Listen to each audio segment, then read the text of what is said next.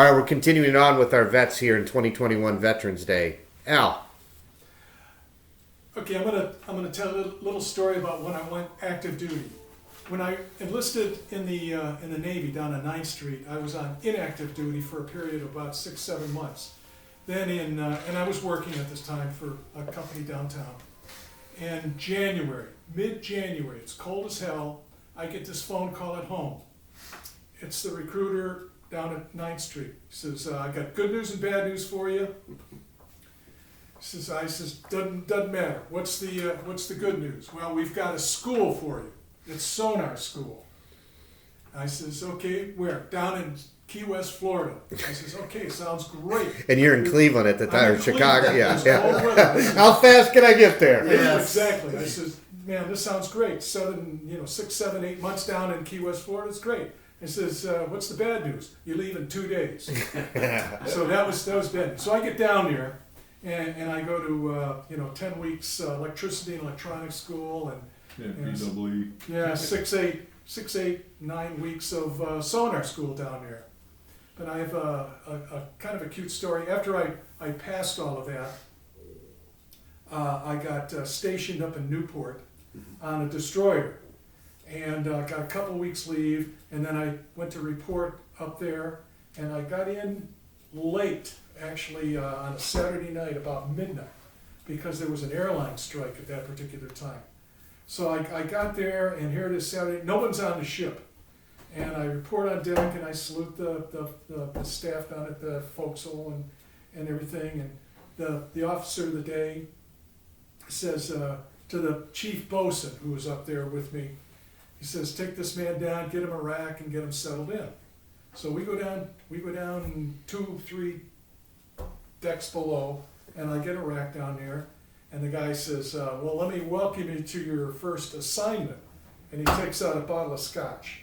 Well, you know what? I'm going, liquor on board ship is forbidden unless it's, unless the XO or the captain requests it. You know that. Yeah. So I'm going, are you kidding me? You can't do. So here he pours me a shot of scotch. He pours, and his Popeye forearms, this kind of thing. And this guy's been busted about 3 or 4 times. For drinking. Because for whatever, who knows? He was a chief bosun mate. Probably all kinds of things. And he, you know what, he's the kind of guy you don't want to tangle with in a bar. Yeah. Okay, Right. so I had a couple shots with him, but that was my first introduction aboard ship. I mean, hello, Navy. And you could have gotten in trouble for drinking I it. really could have gotten in trouble Oh, for it. yeah. So anyway, that was, and so I spent the rest of my career on a destroyer out in Newport, Rhode Island. But just kind of a neat point though. Oh. What was, and again, I say this because would you have gone to Key West or gone to Newport had you not been in the Navy? No, probably And what not, were not those- till later on in my life. And what were those places like? Were they pretty Key cool? West was great. You know what? And I should have said this before. When I was going to school down there for that period of time, 6-7 months, I never left. You went to school during the week.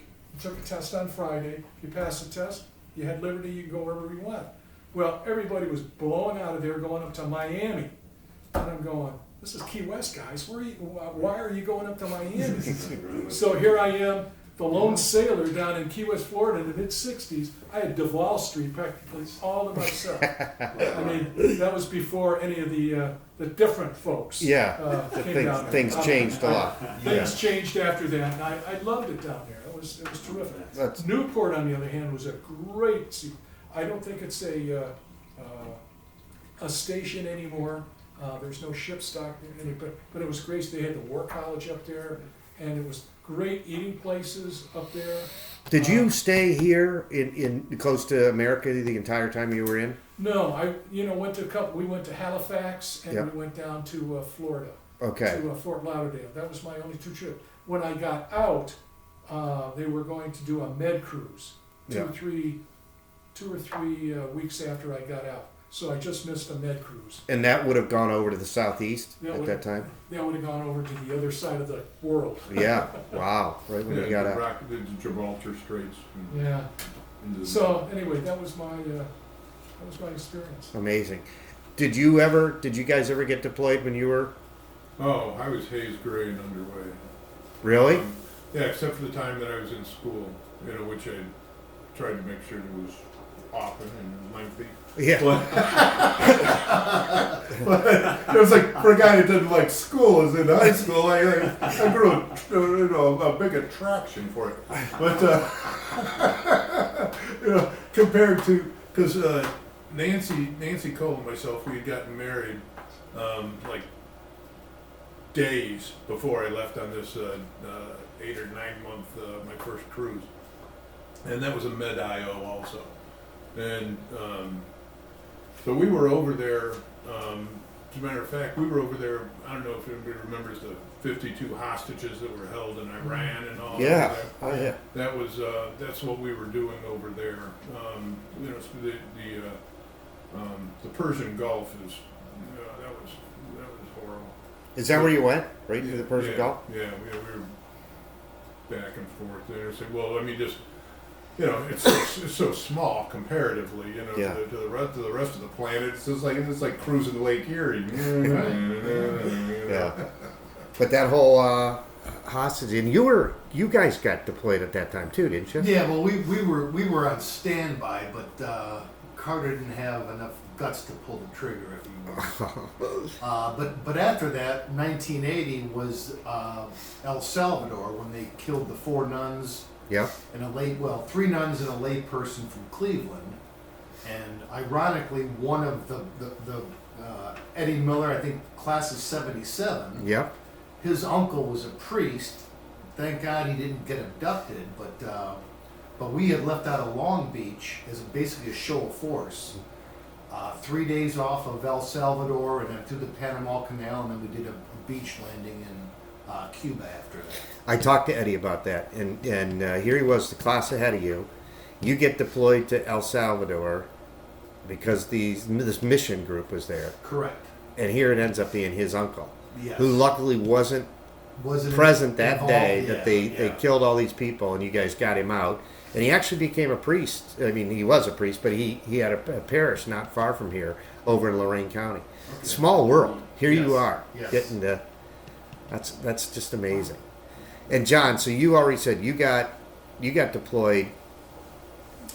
I was at Camp Pendleton. I did not deploy. So Okay. Gulf War I, as a criminal defense attorney, I stayed behind. The place was a ghost town, but it was the time at Pendleton was a lot of fun because we handled a lot of cases, and we got to try cases as young lawyers that other lawyers at that stage wouldn't be trying. Yeah. And we had very significant cases, and we had a boss who we used to,